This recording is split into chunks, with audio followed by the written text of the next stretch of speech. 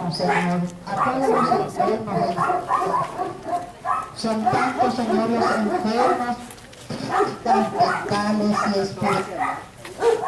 Pero más aún, Señor, te rogamos por lo que hoy están, Señor, enfermos de la vida espiritual, por no conocerte, por no acogerte, por no recibirte, Señor, en sus vidas.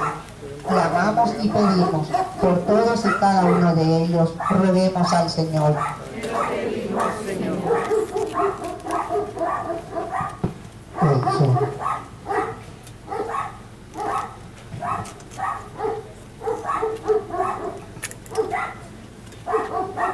Octava estación.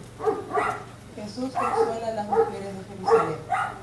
Te adoramos, oh Cristo, Por tu santa cruz redimiste al mundo.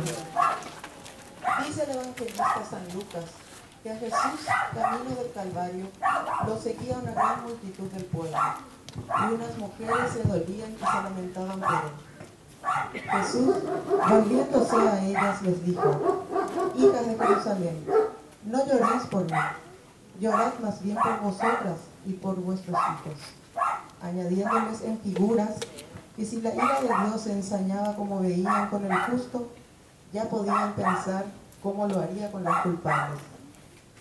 Mientras muchos espectadores se divierten y lanzan insultos contra Jesús, no faltan algunas mujeres que, desafiando las leyes que lo prohibían, tienen el valor de llorar y lamentar la suerte del divino condenado.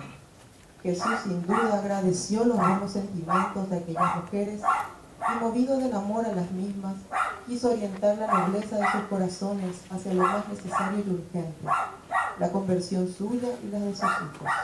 Jesús nos enseña a establecer la escala de los valores divinos en nuestra vida y nos da una lección sobre el santo temor de Dios. Padre nuestro que